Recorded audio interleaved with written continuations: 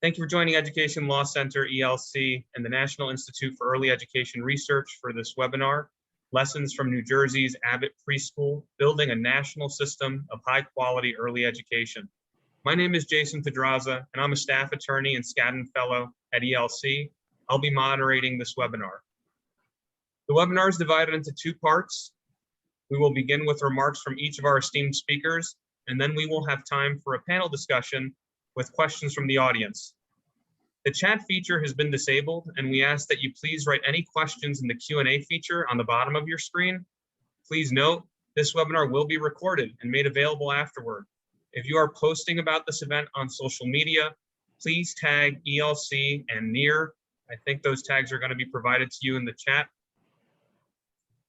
All right, so our first speaker is David Sierra, Executive Director of ELC, who serves as lead counsel in New Jersey's landmark Abbott v. Burke case, which secured groundbreaking rulings on school funding and facilities, as well as the nation's first court order for high-quality preschool. Our second speaker is Dr. Steve Barnett, a Board of Governors professor and senior co-director of NIEER at Rutgers University. His latest longitudinal research documents the long-term positive effects of the Abbott Preschool Program. Our third speaker is Cecilia Zalkin, President and CEO of Advocates for Children of New Jersey. She argued for high-quality preschool standards in Abbott v. Burke and led the Early Care and Education Coalition that helped create a highly effective and unified mixed delivery system of preschool. Our final speaker is Miriam Calderon, Deputy Assistant Secretary for Early Learning at the United States Department of Education.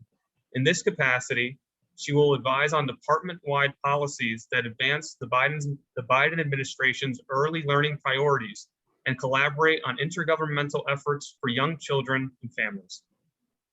Longer bios of each speaker will be posted in the text chat. We thank Mr. Sierra, Dr. Barnett, Ms. Zalkin, and Ms. Calderon for participating in today's event. Now I'd like to turn things over to Mr. Sierra to tell us about the origins of the Abbott Preschool Program. Thank you, Jason, and welcome everyone to this webinar. This is an exciting event for us at ELC and also for NIEER and our colleagues at the Association for Children. All of us have worked on the Abbott program for now over 2 decades. So I've been given a discrete task to set the stage for the discussion that follows. And this will be fairly short, and provide some background for the discussion that's going to occur about the Abbott Preschool Program. This program is unique because its main features arise, as Jason pointed out of a series of court rulings by the New Jersey Supreme Court in a K-12 school finance case.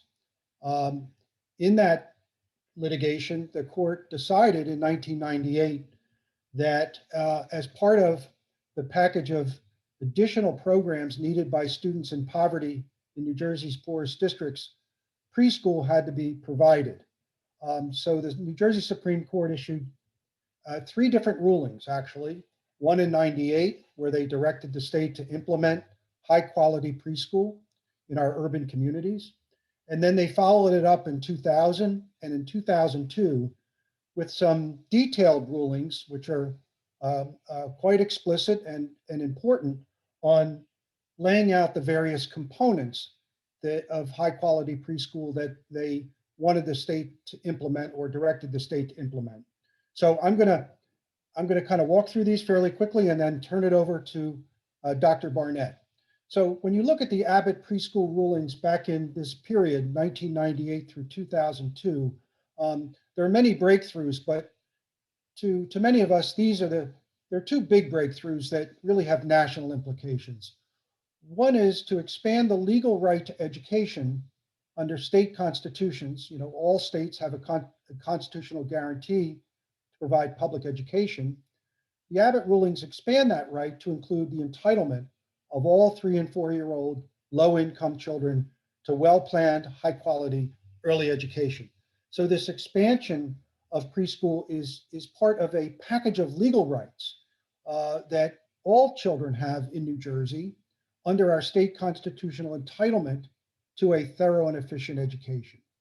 The second big breakthrough is to unify in the court's directives for preschool. The court was clear that, in effect, what they were doing was unifying childcare, Head Start, and public school programs under a unified system under the K-12 public education system. So preschool in this program, in the Avid Preschool Program, is really nested within the state's delivery of K-12 public education, which is unusual and is not the case in many other states. Next slide.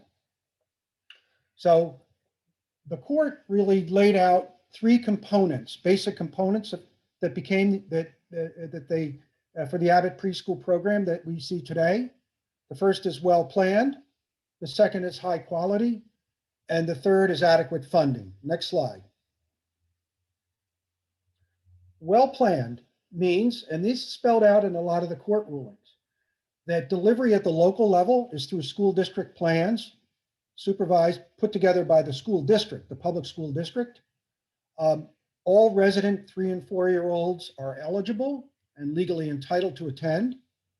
It is a mixed delivery system, as I mentioned previously. The court was clear that the state could utilize Head Start and child care programs in the communities as long as they were capable and willing of entering into a contract with the district to meet the quality standards and provide the program in a high quality way.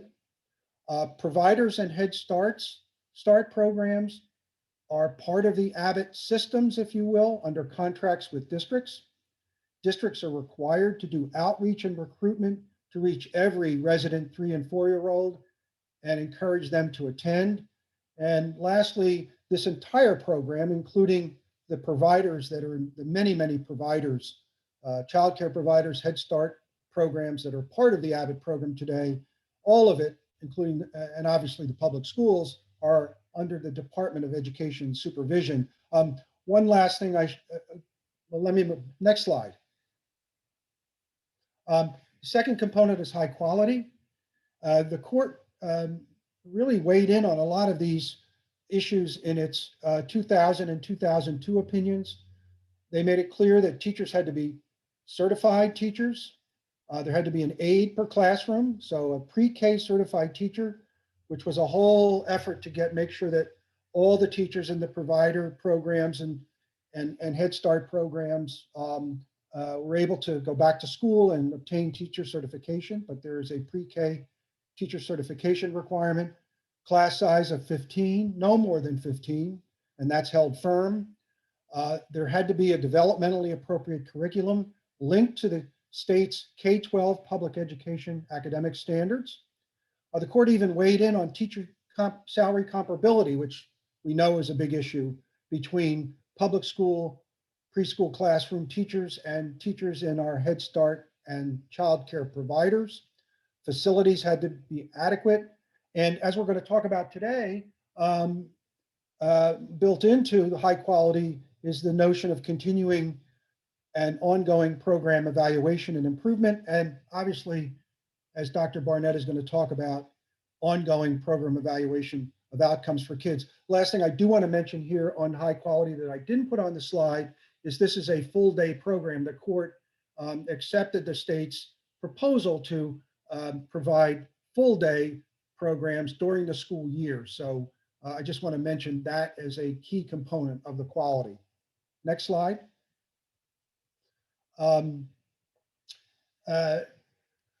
There is, I want to mention before I get to this, adequate funding. We had a slide on this, but I don't see it right now. The court was insistent that the program had to be adequately funded. There was a long period in which it was funded through actual cost budgets.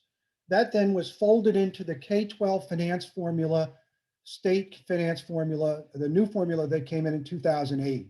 So another big breakthrough in Abbott is that the funding for the entire program is funded entirely, here we are. This is the adequate funding. So it's fully state funded. There's no local share. It's through the state's funding formula as a categorical aid. So it's lockboxed. It can't be used for other purposes.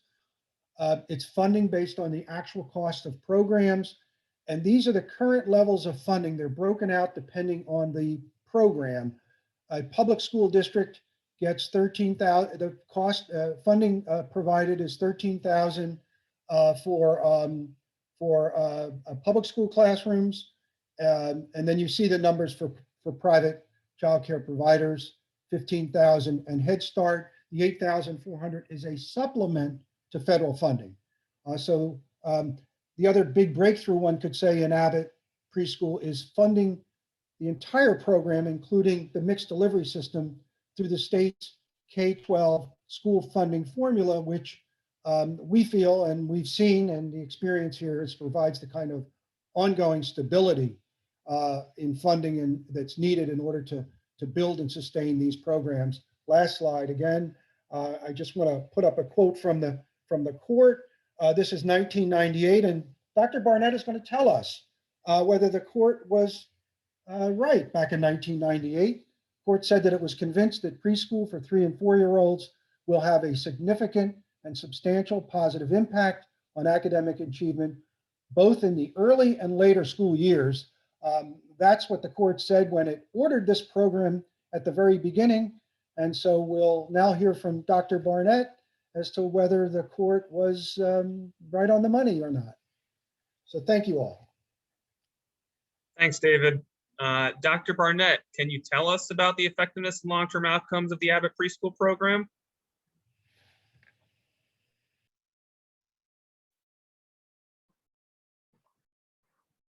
All right, and if my slides can go up now, that would be great.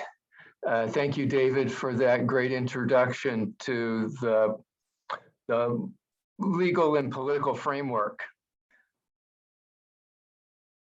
And we'll move on to the first slide. You've already heard much of this from David. I just want to reiterate a few of these points. In particular, that this is part of, just make sure you have the sense, this is part of systemic reform of public education, beginning now at 3 years old in 31 districts that serve about a quarter of the state's children, have the highest concentrations of poverty.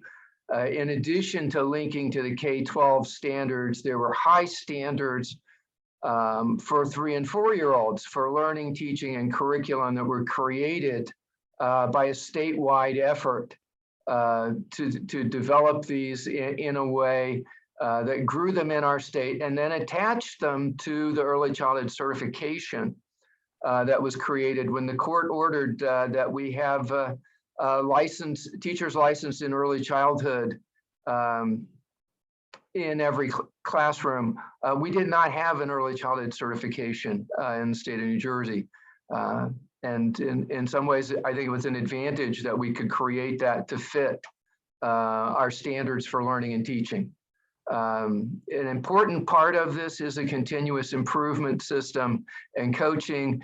This evaluation and continuous input course correction is partly informed by formal evaluation of the type I'm going to talk about today, but also about the day-to-day efforts with tools and supports from the state and the district that are at the teacher level, at the center level, at the district level, and all the way up to the state level. And this mixed delivery system, most of the providers are private, including Head Start. But they're part of the system in a school district. Next slide. It's important to understand a lot of the children in New Jersey in these districts were in early childhood programs, but they weren't in high quality early childhood programs. This shows you the distribution of quality on the early childhood environment rating scale, where 1 is inadequate, 3 minimal, 5 is good, 7 is excellent. The dark bars are in 2000 moving to lighter blue and then another shade of blue in 2008. You can see we shifted the entire distribution of quality from minimal to less than good to good to excellent over time. And this change includes both the public schools and the private providers.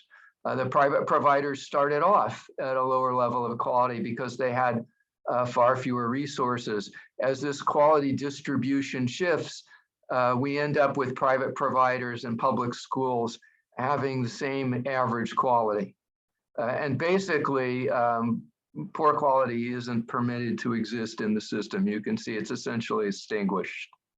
Next slide. So the consequences of this we have been looking at from kindergarten entry all the way up to third grade using data that we collected on samples that we started. And beginning in third grade, we began to connect our study to data from statewide achievement testing. I wish we had data on social emotional outcomes, on discipline and other things. We don't. We only have the academic school placement data.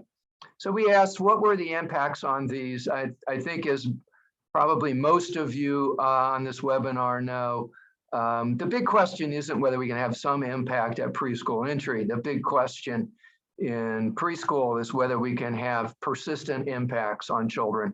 And then, of course, since a major change here from business as usual was to ensure that all children had this beginning at age 3, not just at age 4, we asked this question of, well, what's the difference in outcomes for kids who had 1 year versus 2 years? Next slide. How did we study this? Who did we study? The 15 largest Abbott districts in 2005, kindergarten classrooms were randomly selected from them. This was essentially to cut down on the cost of data collection by not having to go to the smaller districts with few classrooms. We selected approximately 4 children at random from each kindergarten classroom. We then identified whether they'd been to preschool, if so, how many years. Children in classrooms are sampled proportionate to district size. So the sample is representative of the population in these 15 largest districts. We start off with just over 1,000 children. We find 74% of them through grade 6, 62% of them through grade 10. By grade 10, not only have more children moved, changed their names, gone out of state, but some children have begun to drop out. Next slide. So what did we find? I'm going to give you a broad overview of findings and then talk about specifics. As with the rest of the early childhood literature, we find bigger effects immediately, and these begin to decline. After third grade, though, they stabilize and do not continue to decline. Average long-term effects are about 0.15 standard deviations for 1 year, about 0.3 standard deviations for 2 years. As a ballpark way of understanding that, that's saying that 1 year of preschool by itself closed about 15% of the achievement gap. 2 years closed about 30% of the achievement gap. It's not magic. It is not the only solution we need to problems of inequality and providing kids with a better education. But 2 years here is a substantial piece of a comprehensive solution.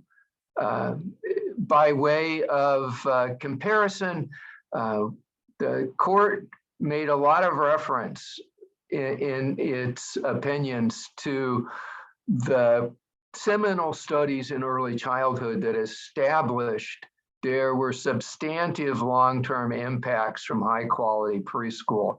And it modeled its recommendations on the characteristics of some of these seminal programs. And so it's good to know that our effect sizes for 2 years long-term are very similar to the effect sizes in the landmark Perry preschool study over similar age range.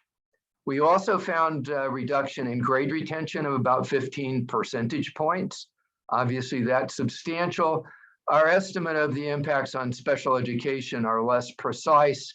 Our estimate is about 7 percentage points lower, but we don't, that's not as strong a finding as the much larger reduction in grade retention. No difference in effects on grade retention in special education between 1 and 2 years. Next slide. So here we have a picture that shows you 1 year effects, 2 years effect. So the way this stacked bar works is it breaks out the effects of 1 and 2 years and gives you the 2-year additional effect in the lighter color. The total effect is the full length of the bar. You can see kindergarten effects are bigger. Subsequent effects are smaller. They're especially small at 3rd grade. It's hard to know whether that's a property of the test and how well it does in assessing the differences or if it's something about 3rd grade as a transitional year. But you can see there's substantial stability in these overall effects for kids who went 2 years from 4th grade through 10th grade in language and literacy. Next slide.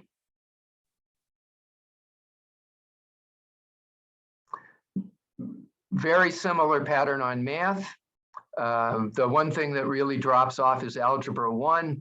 Of course, kids don't take Algebra 1 in the same year. And so what you have here is kids who are in, who had 2 years of preschool taking Algebra 1 earlier than kids who take Algebra 2. There's not that much difference in their algebra.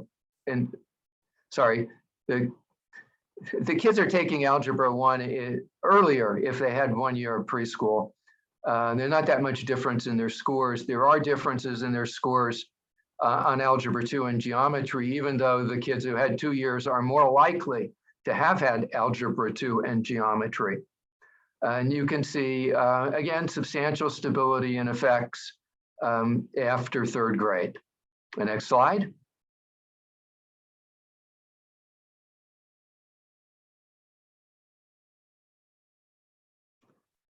Here we have science achievement effects. These bars are not stacked in the same way, but you can see that the effects of 2 years are, again, approximately twice the effect of 1 year on 4th grade science and 8th grade science. Those are the 2 grades in which we assess them in New Jersey. Next.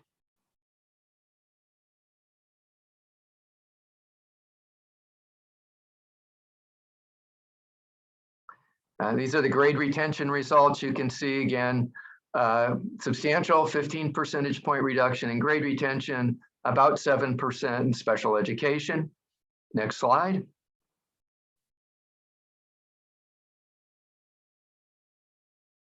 Now, those results that I've been giving you are atypical for the large scale evaluation of preschool programs. Most large scale evaluations of preschool programs find much smaller impacts or smaller impacts or no impacts.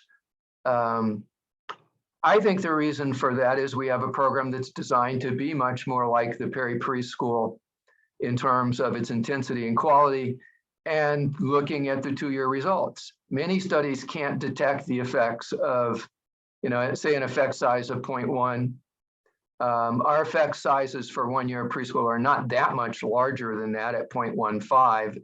It's an overall level, although you can also think of it as a 50% increase. So can we trust the results of this study? It's not a randomized trial, but we used a variety of different types of methods, including at kindergarten entry, regression discontinuity design. When we apply these different methods, it suggests that the methods that we employed to show you those results do not have upward bias and are in fact the most conservative of the methods we could have employed to look at these results. Also, we know from other studies that that those that use rigorous research methods, I'm not going into the details, are certainly available in our paper. But these are extremely sophisticated and complex statistical analyses. It's not just adjusting for a few covariates. Rigorous methods like these have been shown to reproduce the results of randomized trials, or in fact, produce the same results as randomized trials when they were done before the randomized trials and they couldn't know what the right answers were. In addition, our results replicate the findings from similar programs with similar populations. Remember, again, this is the cities in New Jersey with the highest concentrations of poverty, the vast majority of our low-income minority populations. So these are our most disadvantaged children. Impacts tend to be larger from them. Our findings are very similar to those in the peri-preschool and also the longitudinal study of the Chicago Child Parent Centers. And finally, there are other independent analyses that tend to confirm our findings. An analysis of public school pre-K effects done by Tim Bartik at the Upjohn Employment Institute found that in contrast to most states where effects on NAEP scores were close to zero, there were positive effects on fourth grade NAEP scores for New Jersey. Our own look at simple longitudinal data, right? If we get these big decreases in grade retention from preschool, then we ought to see that Abbott school districts have lower rates of grade retention today than they did before we implemented this program. And in fact, that is true. Other studies of New Jersey looking at NAEP scores will also find that we have among the smallest differential between disadvantaged kids and advantaged kids in terms of our NAEP scores. So that also suggests a confirmation of our findings. Of course, you can't attribute this entirely to the pre-K program, but I think also we would never advocate high quality pre-K without high quality K-12 and the integration of those two systems. Next slide.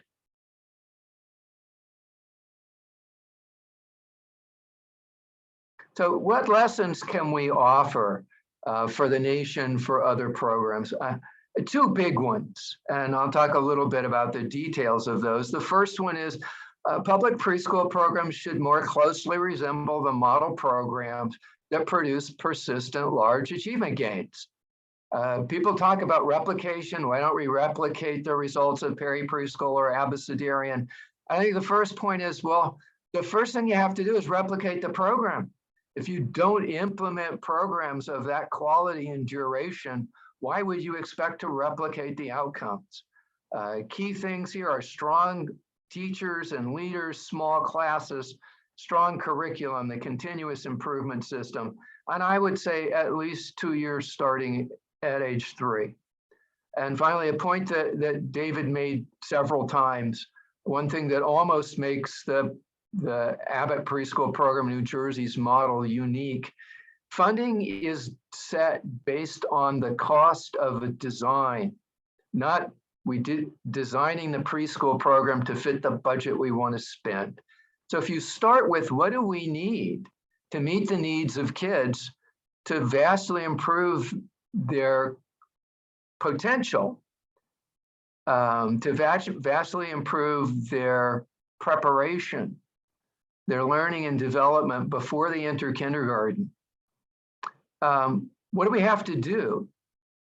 And then we cost that out. We come to a different answer, right? So our answer is about $15,000 per child over 2 years. Now that's in New Jersey. It'll be different in other states, but it's not going to be anywhere close to the $5,000 that most states spend. The second lesson is it's not just investing in the program, it's investing in the infrastructure.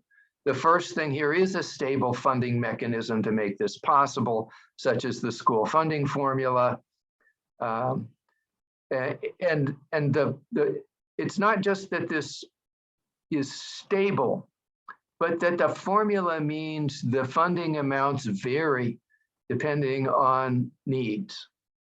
That there is a continuous improvement system that helps you stay on course, get on course, get back on course if you get off course, and rigorous evaluation. That works at every level, from the teacher to the center, to the district, to the state. Integration with K-12. I think there's evidence from beyond our study that districts where children made the largest persistent gains and are indeed performing at about national averages well through middle school are districts where they reworked kindergarten and third grade and on up, and they moved algebra down to 7th grade where it is in the wealthy suburban districts. If they left it in 9th grade, kids still wouldn't learn algebra until 9th grade. So this integration with K-12 and not just fitting pre-K to K-12, but fitting K-12 to a system in which children have 2 years of high quality preparation before they get to kindergarten. And then adequate state capacity to support people, programs, districts in implementing these programs and making systemic change. And some states do not have, many states do not have this capacity that involves content knowledge, knowledge about how to produce and sustain systemic change. I think it's very important to understand that we had that in this context. And I believe that was my last slide. Thank you. Thanks, Dr. Barnett. The early education sector is very fragmented across states, within states. And I want to turn our conversation turn it over to Ms. Zalkin to tell us how New Jersey was able to stitch together the fragmented sector in our state and how we were able to develop this unified mixed delivery system of preschool and achieve high standards. Ms. Zalkin? Great. Thank you, Jason. And thanks for the opportunity to be part of this discussion. Before I start, I really do want to acknowledge, I looked at the participant list, and there are many participants on this call who were part of the initial Abbott implementation. And I think there were some amazing partners in this endeavor who took a huge risk, whatever sector they were coming from, on this vision that the court laid out. And I just want to acknowledge there are a number of people on the call, but most importantly, Chief Justice Porritz is on the call, who headed the Supreme Court at the time of the decision and has been an incredible leader for preschool. In thinking about the coalition, the need for consensus building, how we tied that with advocacy, to me, it's a little bit of a then and now.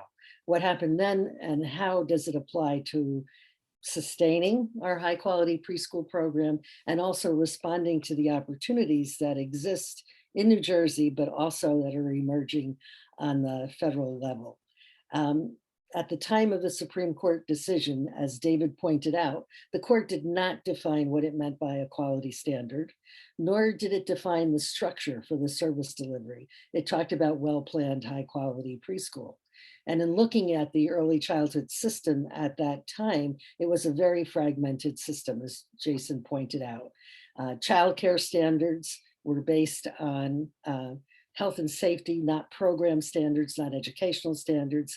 Head Start had its own performance standards, but not at the same level of the public schools. And schools had little experience in educating young children.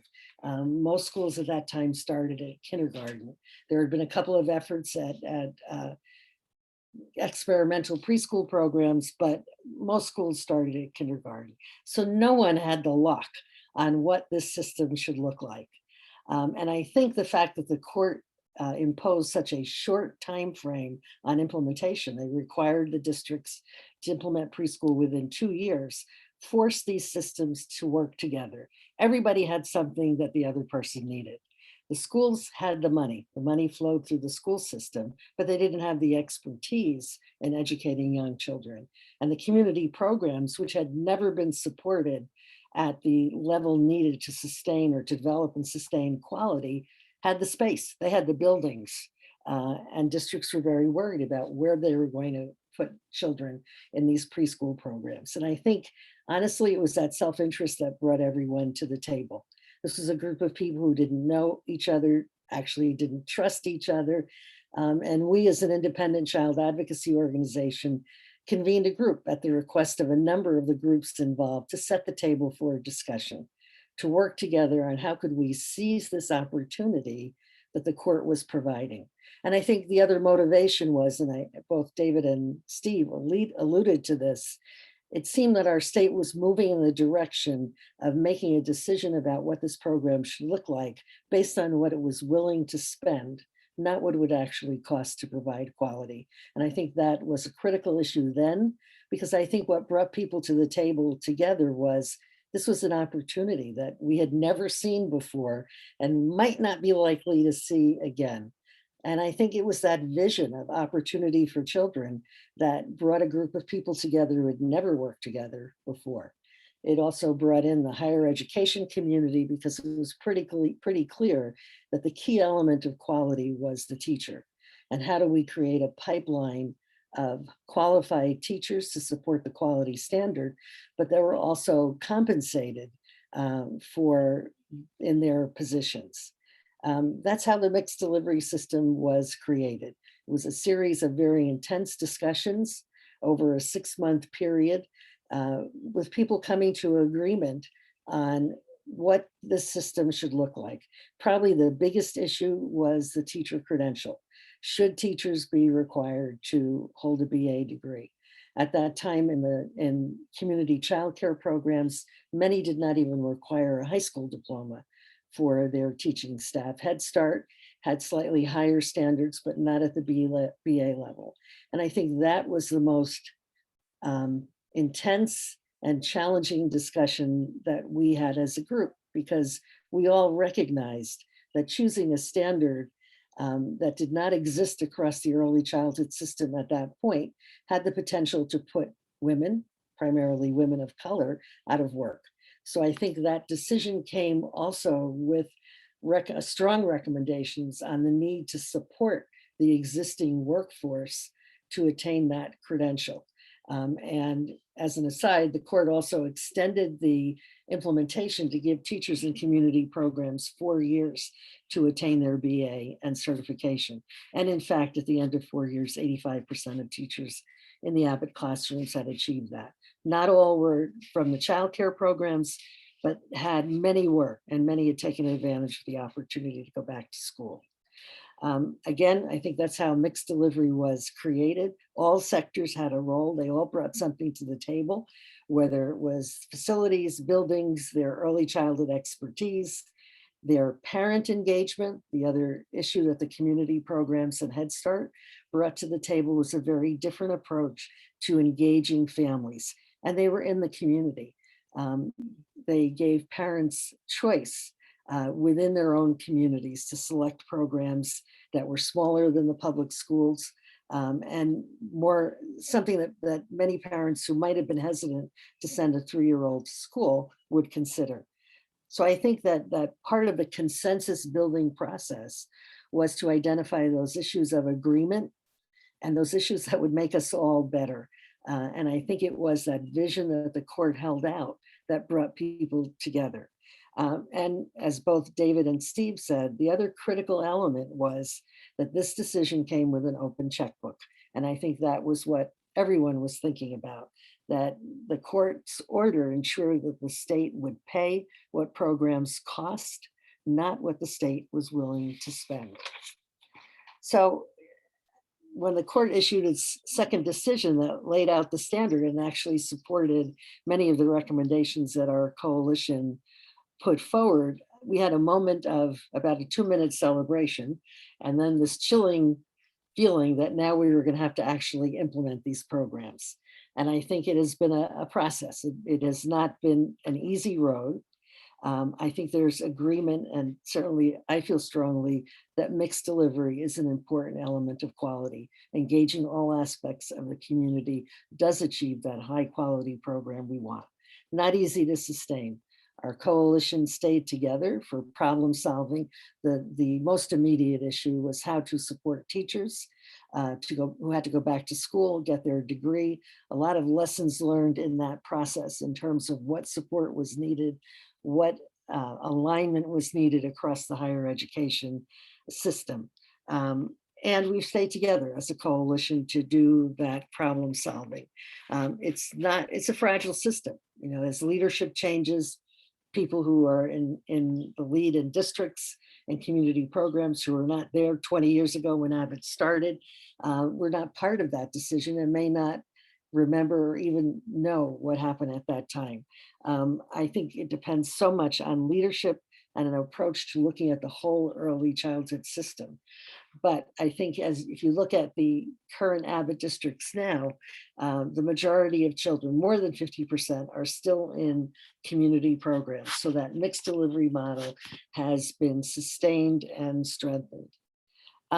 Just a couple of comments on where we are now, because I think the idea of advocacy, consensus building, a coalition of support is even more critical now than it was then.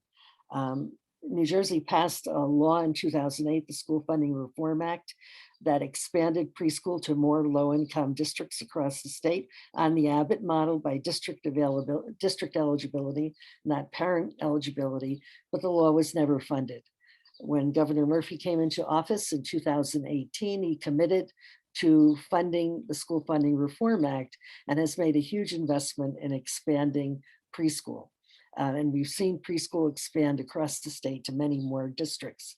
However, it has not been with the same approach to mixed delivery as we had seen in the Abbott districts. School districts are more likely to establish programs within their own buildings. There's not a lot of collaboration going on. In some districts, certainly there is, but not in the way that Abbott started, when everybody needed something that the other person had. And I think that not having that strong emphasis on mixed delivery has been problematic. It has limited the number of children that districts serve because it tends to be based on what space they have for classes, and it puts childcare programs at risk, as we hear from our childcare partners and Head Start about children who are now being educated in the public schools, reducing their enrollment and putting them at risk financially, another fragile system. You know, looking toward the opportunity in New Jersey and the incredible federal opportunity ahead, hindsight, lessons learned, a mandate on mixed delivery, I think would be important. Support for the infrastructure, which David talked about, the need for strong leadership, for staffing, for an infrastructure in the Department of Education that can actually support these programs, a pipeline of teachers starting early. In hindsight, we should have started this pipeline right away, even before the School Funding Reform Act was passed, and an alignment of efforts across systems. There are still lack of coordination across our education and human services system, both of which are responsible for standards, for regulations, and also for funding. So I think there are some lessons learned. And as we look toward what we hope will be exciting developments on the national level, which you hear about from Miriam, that we look at this and that mixed delivery consensus building is key. So thank you. Thank you, Ms. Zalkin. And that's a perfect segue for Ms. Calderon, who's with the Biden administration now. We want to hear about the plans for free universal preschool and what it might take at the federal and state level to replicate the results and outcomes of the Abbott Preschool Program. So I'll turn it over to you, Ms. Calderon. And actually, very quickly, it looks like we are running short on time. So I will ask our speakers if they could graciously stay on an extra 10, maybe 15 minutes so we can get to some audience questions as well. Thank you. Sure. Thank you so much, Jason. Hi, everyone. I just really want to start with a congratulations to everyone that has been involved in making this such a success in New Jersey and really truly a model for our country. I know that sometimes it is hard for those of you on the call, as Seal said, that have been so close to this over so many years, sometimes to look up and to, you know, when you're so close to it, to really, it's hard to maybe sometimes get your head out of and look up and really not see all the areas where you can continue to improve, which we know is always the case, but really to appreciate all of your successes. And I just want to say that I was really excited to be included today because I feel like I have been learning lessons from Abbott Preschool early on in my career and throughout my career. And so I just really wanted to start with that first. My first role in the field at sort of the policy level outside of programs and working at Head Start, working outside of programs in Head Start was at the National Council of La Raza, working on early childhood policy. And we looked at issues like state pre-K from a civil rights lens. And early on, I think in the Abbott journey, there were a lot of the research and the evaluation was coming out was really focused on program design. And that was really informative and helpful for us as we looked at many civil rights issues, as we looked at mixed delivery system, the workforce requirements, how that impacted diversity of the workforce, issues like pay parity and disparities for early educators as really important issues. And we learned a lot. I think at the time, Abbott was some of the best information and data that we had about systems and in state preschool on those issues. I also had the opportunity in my career to help implement universal preschool in my hometown of Washington, D.C. My team and some of my colleagues, we made many visits to Abbott Preschool school districts during that time, learning about curricula. Abbott, again, was a place where we had lots of questions around how bilingual education intersected, and requirements in New Jersey around bilingual ed in the K-12 system implemented with pre-K, collaboration with Head Start, I think it's been touched about today, the coaching model. More recently, before coming into this role in the Biden administration, I was serving in Oregon at the state level, running the early learning agency there. And again, we were looking to New Jersey and Abbott once again, for those lessons around infrastructure has been talked about today, the quality improvement system, how do you set up evaluation that's getting you the kind of data to really inform improvement, and infrastructure again has been talked about, higher ed capacity, what's the state role, how do we help communities, and the connection between state and communities around things like enrollment processes for families in a mixed delivery system, a lot of issues that inform scale. I would say what we talked about in Oregon is targeted universalism, which I think is what we learned from Abbott is that approach to focusing on place and high needs, and then eventually trying and providing universal access in place, and then expanding for there. So anyway, I just wanted to say congratulations and thank you for continuing to lead the way on these incredible outcomes that we're continuing to see for the program. So I'll just say briefly a bit about the American Families Plan, which represents unprecedented new investments in early care and education for young children and families. More specifically, the president has called for a combined $425 billion in new investments over 10 years to ensure young children and families have access to high quality childcare and preschool in the years before kindergarten, and that educators that work in these programs are supported and well compensated. I'm going to focus the few minutes I have before the Q&A specifically on the elements of the $200 billion investment in the American Families Plan for universal preschool. But I think it's important to note that the American Families Plan is a birth to 5 investment. I think especially in light of some of the comments CL was making about how all of this is interconnected and needs to be cohesive, really recognizing that this is the, I think the president recognizes that the importance of the entirety of this time period in the period of birth to 5, as well as, again, the interconnectedness of financing of programs from infant, toddler, and preschool programs. And I think finally, a lesson that I think we can all say, hopefully we've learned very explicitly, and that has been made clear during this pandemic, really that education is care and that care is education, right? Our programs need to attend to the learning and developmental needs of children, and they need to support families, including helping families go to work. And that's in our birth to 5 system, as well as in our K-12 system. So specifically around the universal preschool new proposed investment, First, I'll start by saying that this is conceived of as a federal and state partnership. So in this plan, we recognize that that states are in different places with respect to access and quality, and that has been the case for a while. So we really need to be able to meet states where they're at, and in this partnership, we can help states get to the same end goal, I think, with access to quality programs. So on the access side, the ultimate goal would be universal access for all 3s and 4s to high quality services, really recognizing that right now, and to prioritize starting with eliminating kind of what we know are the predictors of whether children get high quality preschool: race, income, and zip code. And then also recognizing in some states there is maybe broader access, right? But that has come at the expense of financing the actual cost of quality. It's come often at the expenses of wages for staff. And so I'm really building into this partnership and financing the cost of universal preschool with states, the financing to cover the cost of quality. So that's an important element of what is called for in the administration's plan. Also, the administration has been clear, and this, I think, aligns well with many of the elements that we've seen in Avid and that Dr. Barnett was talking about and has already been mentioned by other fellow panelists.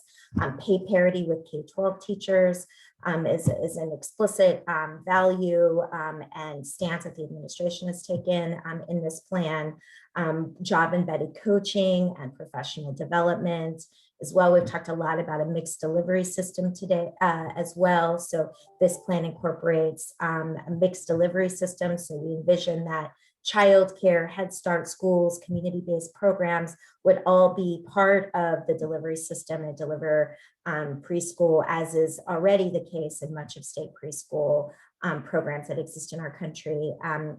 Again, the focus on high need communities first. And then with the eventual goal of universality, but again, building programs first, focusing on high needs communities. So again, I think something that is a lesson learned from Abbott. High quality, really looking at some of the elements again in Abbott: small class sizes, research-based curricula, and again, the evidence of the importance of the 2 years. So this would be calling for investments for 2 years of universal preschool for all 3 and 4-year-olds. And then finally, the last point I wanted to mention about the program is the coordination between the Department of Health and Human Services and the Department of Education. So the program is would be administered, and it is in the Department of Health and Human Services budget called for and proposed in their FY22 budget. But it will be a program that would be jointly coordinated with the U.S. Department of Education. So again, as has been touched on today, we know schools will play a role as part of the mixed delivery system and will need support on implementing high quality preschool education programs, including aligning them with Title I or district operated programs. We need to see the alignment with kindergarten through 3rd grade. Again, the focus on equity, alignment with dual language learners. You would also see the department can play a big role in higher ed, supporting our workforce. So there is that, again, that collaboration between both HHS and the Department of Education will be really critical. I wanted to close by saying, and I'll put a link to the fact sheet around the American Families Plan in the chat, but this is still a proposal.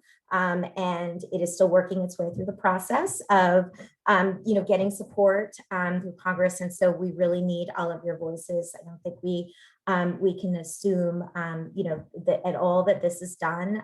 Again, it is an incredible opportunity for young children and families, for our early educators and staff. So I hope you will lend your voices to this and help make this a reality for our country and our children and families. So thank you. I'll stop there.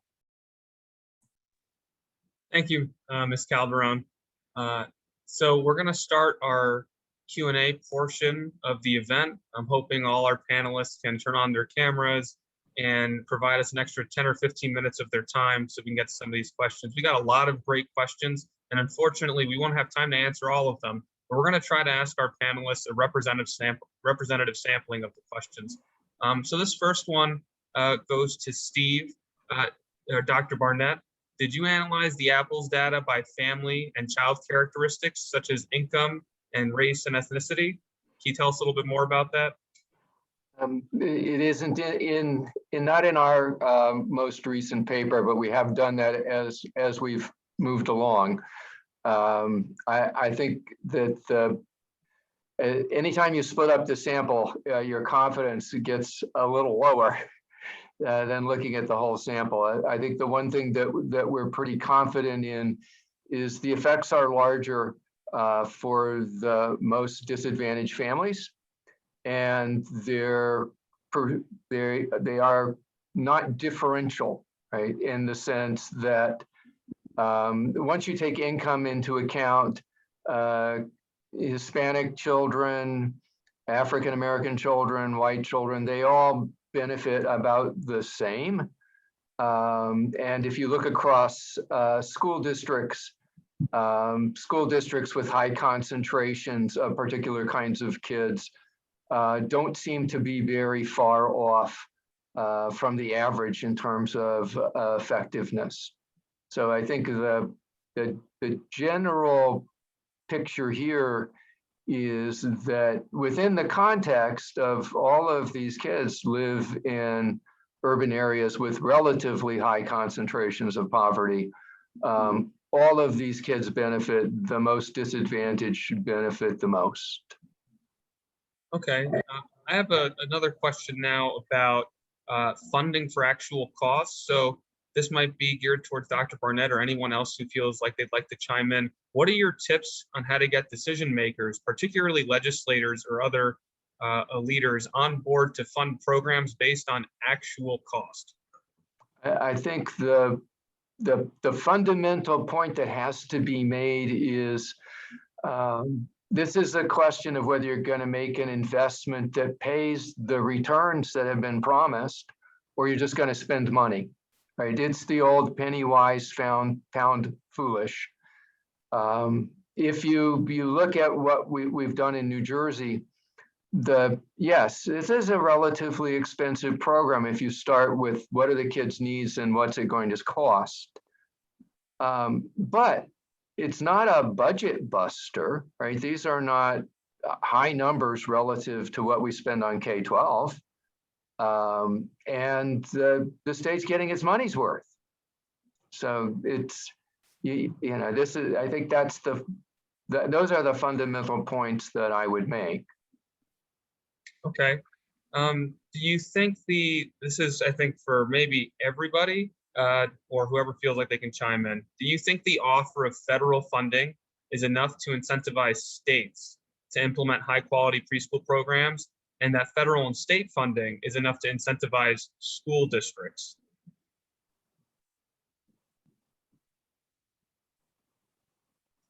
Well, I think I'll jump in first. Right? If the federal incentive is substantial, and Congress will resist the temptation to try to tell states how to do it, and put a very small number, right? You can, 8 or 10 bullet points will give you the core of a high quality program. Stop there and do not tell people what to do beyond that, and they'll be more likely to take your money and do it. Does anybody else have any additional thoughts on that? The incentives of federal funds to move its way down the pipeline, and states funds to get districts on board to make preschool more available? So I think there was a federal program under President Obama. It was short, it was limited. It was not, it was a grant program, a competitive grant program offered to school districts. And, there's a lot of concern that districts would not apply because there was no commitment of continuing funding either federally or from the state.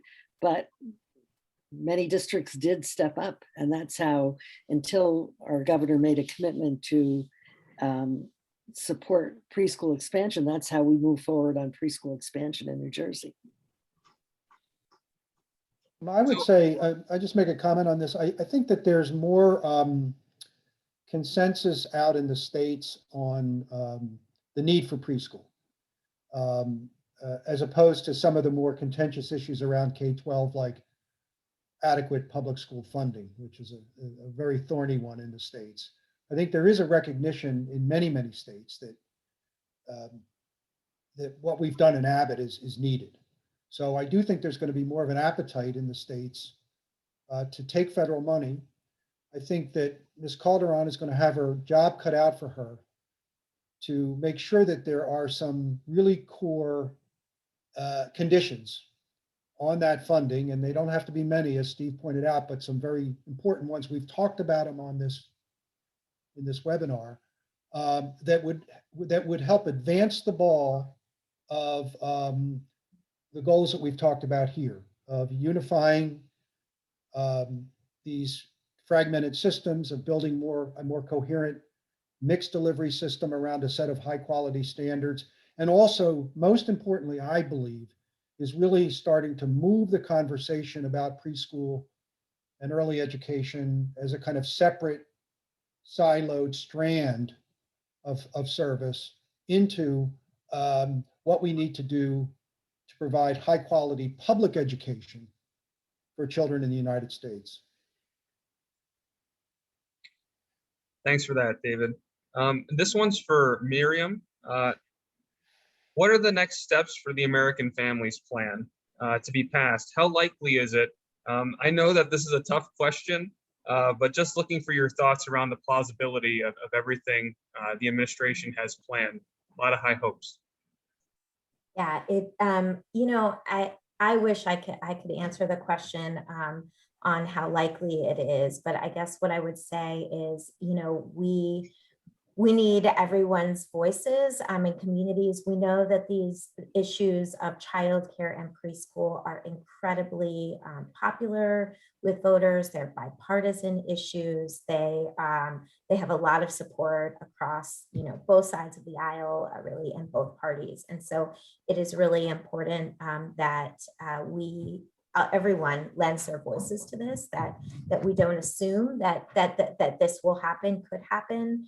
I think, like many of you, have been working on these issues for a long time and feel like we are, we have made a shift in our field for several years of really starting to talk about the big numbers and the resources that we need to do it well, to, a shift from let's do a little bit better for a few more kids to actually, this is what it talks to start, this is what it's going to take, big numbers to finance, equitable, high quality systems of early care and education in states. And I think this is a moment, I think, coming as well out of this pandemic.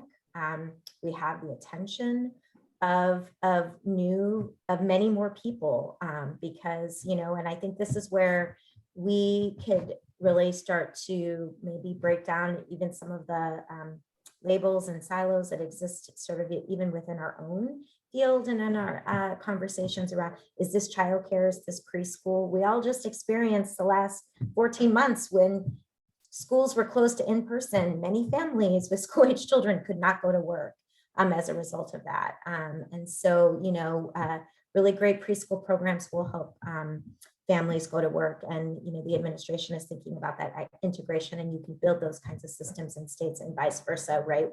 This preschool program will be mixed delivery. It will be delivered in childcare centers and in childcare programs in states. And it will be connected to infant and toddler programs. And so I think we need to look at all of this together and really lift our voices and say, this is the president has given us a huge opportunity here.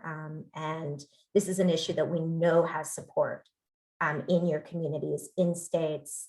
And so how do we harness this moment? It is, right now a proposal that needs to go through a budget proposal that needs to go through the congressional process and the budget and appropriations process. Thanks for that. It's good to have a little insight, and we really appreciate your work. This one's for maybe a couple of folks. Do you all have any advice for states on pursuing the goal of providing high quality pre-K to all 4-year-olds in the state before you start working on access for 3-year-olds? Or should these goals be in tandem so that you work for 2 years of pre-K for communities with high needs, like was done in New Jersey? This person understands there may be different answers from a research or child outcomes perspective versus political feasibility. So it sounds like whoever wants to chime in on this one is welcome to chime in. I'll start, and it's only from an advocacy perspective. I think it's time to start looking at this as a birth to 5 system and to move back. You know, as Miriam said, we have an opportunity. We have a president who's talking about one system. We have a childcare system that's been, on the one hand, decimated by the pandemic, but on the other hand, comes with a recognition of its critical importance, not only for families to work, but as an education system for our youngest children. This is a time to put that all together and not think in those silos, but think about how do we create a system for our youngest children, starting with infants and toddlers. I mean, one of the things that we I think need, and this may be something that Miriam and her work can push forward. I mean, NIEER does a good job with their annual report card of trying to look at the states and where they are in terms of preschool, but we really need more in-depth, what I would call preschool needs assessments in states, particularly in high poverty communities. I think as Seal pointed out, or somebody pointed out, maybe it was Steve, you know, but when the Abbott rulings came down and we started to build the Abbott program, kids were already in programs. They were somewhere. They were in child care programs or Head Start programs and other programs. We just didn't know much about it. We didn't know much about the quality of those programs and so forth and so on, and the kind of investment you need to kind of move forward. So I can tell you, for example, in New York, where we do a lot of work, there's been a fairly big expansion of preschool by the legislature for 4-year-olds. But we still don't have a really good handle on the extent of that expansion, A, the number of seats that are needed still, the number of programs that are still needed in many of our higher need communities.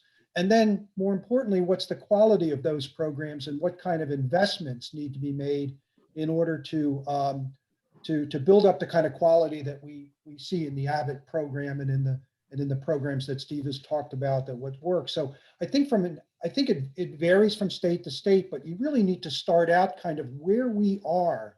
Where do we currently sit for 4-year-olds, 3-year-olds, quality of programs, overall need, additional investments that are needed to expand programs. What's the investment that's needed to upgrade the quality of this existing programs so that each state can kind of build, the advocates in each state can then kind of build an incremental strategy to advance the ball down the line. And then if the federal government then comes in as well with money to incentivize that, we're actually making progress towards an end goal, which is to ensure that all 3- and 4-year-olds in at-risk, in high needs communities across the country have access to well-planned, high-quality preschool connected to public education beginning at age 3, because I think as Steve points out, we're not going to achieve our K-12 achievement goals.